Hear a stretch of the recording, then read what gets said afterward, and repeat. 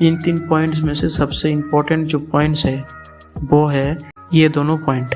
इससे हमें ये पता चलता है कि एटॉम के इनर ऑर्बिट के तुलना में आउटर ऑर्बिट में ज़्यादा एनर्जी होता है, कि आखिरकार कैसे कंडक्टर और सेमीकंडक्टर के अंदर इलेक्ट्रिसिटी फ्लो होता है। इस पॉइंट को हम मान के चले तो ये पॉइंट फर्स्ट और सेकेंड ऑर्बिट के लिए सही है।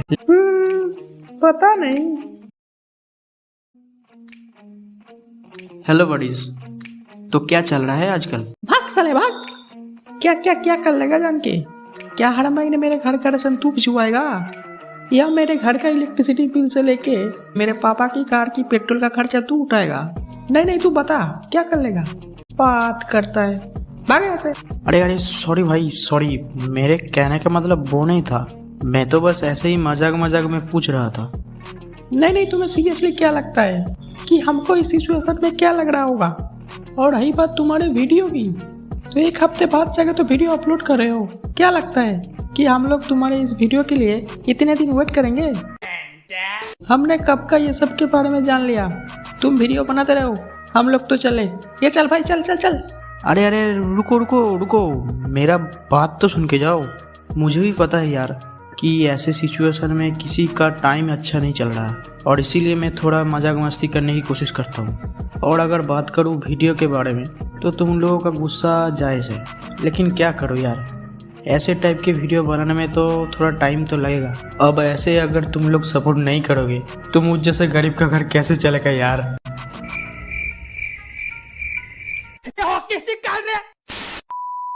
ठीक है, चलो पुराने बातों के ऊपर मिट्टी डालो और इस वीडियो के ऊपर ध्यान दो। तो जैसे कि मैंने इस वीडियो के पार्ट 1 में बताया था। क्या तुम लोगों ने वो वीडियो नहीं देखा? अरे थोड़ी सी शर्म भरम करो यार। चलो ठीक है, उस वीडियो का लिंक आइकन में दे रहा हूँ, जाके भाग के देख के आओ। नहीं तो इस वीडियो को देख के तुम लोग पूछने ही वाले हो, अरे ये क्या चीज है, अरे वो क्या जा रहा है, अरे ये नीचे क्या हो रहा है, अरे मैं कौन हूँ? और मैं नहीं चाहता तुम लोग एकदम पागल ही हो जाओ। तो भला इसी में है, जाके वीडियो देख के आओ। तो पिछले वीडियो में हमने डिस्कस किया था एटम के ऊपर, और उस एटम के स्ट्रक्चर को लेके जो साइंटिस्ट रिसर्च कर रहे थे उसमें से एक डेनिश फिजिसिस्ट नील्स बोर।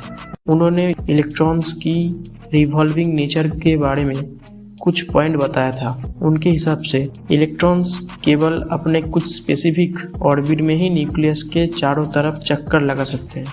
हर एक स्पेसिफिक ऑर्बिट में जो इलेक्ट्रॉन्स रहता है उसका एक फिक्स्ड अमाउंट ऑफ एनर्जी होता है। जितना बड़ा ऑर्बिट होगा उतना बड़ा इलेक्ट्रॉन्स का एनर्जी होगा।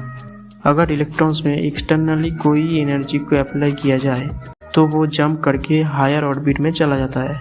इन 3 पॉइंट्स में से सबसे इम्पोर्टेंट जो पॉइंट्स है वो है ये दोनों पॉइंट।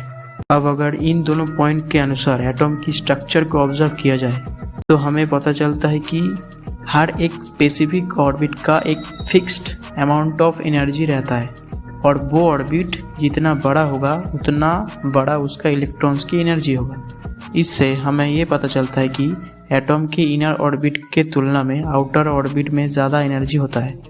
इट्स लाइक हमारे स्कूल या कॉलेज के फर्स्ट बेंच के लड़कों के साथ लास्ट बेंच के लड़कों का एनर्जी लेवल का डिफरेंस। लास्ट बेंच के लड़कों का तो एनर्जी लेवल कुछ अलग ही होता है, मतलब उनको कोई लेना देना ही नहीं है पढ़ाई वढ़ाई से, वो अपने ही दुनिया में जी रहे होते हैं। आप किस बेंच पे बैठते थे? मैं तो भाई एकदम शरीफ बच्चा था, इसीलिए 4th बेंच में ही बैठता था। ऐसे क्या घूर रहे हो, पढ़ाई में ध्यान दो।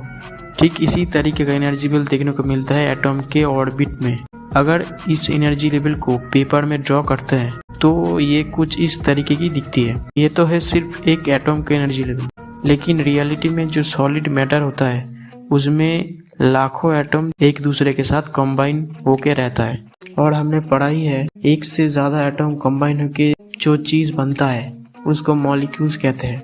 इस समय एटम्स का या कह लो मॉलिक्यूल्स का स्ट्रक्चर कुछ इस तरह की होता है।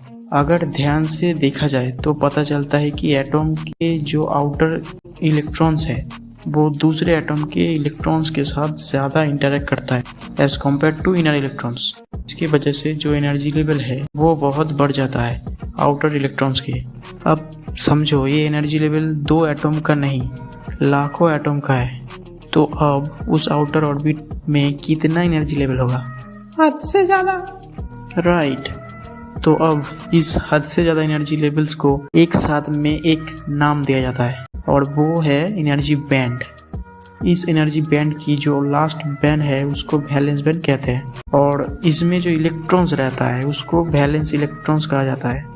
इस वैलेंस बैंड की बाद भी एक और बैंड है जो इसके ठीक ऊपर रहता है जिसको कंडक्शन बैंड के नाम से जाना जाता है। अब तुम लोग देख सकते हो इन दोनों बैंड के बीच एक गैप क्रिएट हुआ है जिस गैप का भी एक नाम है और वो है फॉरबिडन एनर्जी गैप। इन 3 चीजों की मदद से हम पता लगा सकते हैं कि कौन सी चीज कंडक्टर है, कौन सी चीज इंसुलेटर है और कौन सी चीज सेमीकंडक्टर।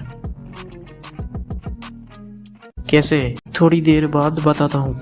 अब बारी है उस क्वेश्चन की जिस वजह से हमने ये सब चीजों के बारे में डिस्कस किया कि आखिरकार कैसे कंडक्टर और सेमीकंडक्टर के अंदर इलेक्ट्रिसिटी फ्लो होता है। तो देखो, नील्स बोर ने उनके 3rd पॉइंट में क्या बताया था, जब इन इलेक्ट्रॉन्स में एक्सटर्नली एनर्जी को अप्लाई किया जाता है तब ये इलेक्ट्रॉन्स जंप करके दूसरे ऑर्बिट में चला जाता है। मान लो एक एटम है जिसका 3 ऑर्बिट है। अब अगर नील्स बोर की इस पॉइंट को हम मान के चले तो ये पॉइंट 1st और 2nd ऑर्बिट के लिए सही है, लेकिन 3rd ऑर्बिट के लिए यानी वैलेंस इलेक्ट्रॉन्स की यहाँ पर बात की जा रही है, उसके ऊपर तो कोई ऑर्बिट है ही नहीं। तो क्या ये इलेक्ट्रॉन्स जंप नहीं करेगा? पता नहीं। आंसर है हाँ, इलेक्ट्रॉन्स जंप करेगा लेकिन वो फ्रीली मूव करेगा। इसीलिए इस समय उस इलेक्ट्रॉन्स को फ्री इलेक्ट्रॉन्स कहा जाता है और इस कारण की वजह से सेमीकंडक्टर और कंडक्टर के अंदर इलेक्ट्रिसिटी फ्लो करता है। अगर इस चीज को और अच्छे से कहा जाए तो जब तक फ्री इलेक्ट्रॉन्स इसके अंदर फ्लो करेगा तब तक इलेक्ट्रिसिटी का फ्लो बरकरार रहेगा।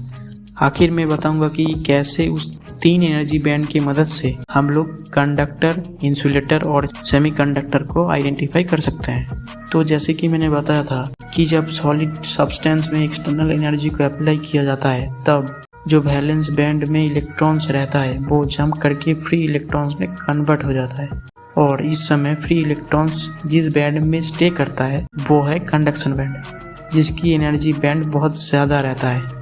अब अगर किसी सॉलिड सब्सटेंस की फॉरबिडन गैप या कह लो फॉरबिडन एनर्जी गैप ज्यादा होता है तो वो इंसुलेटर है।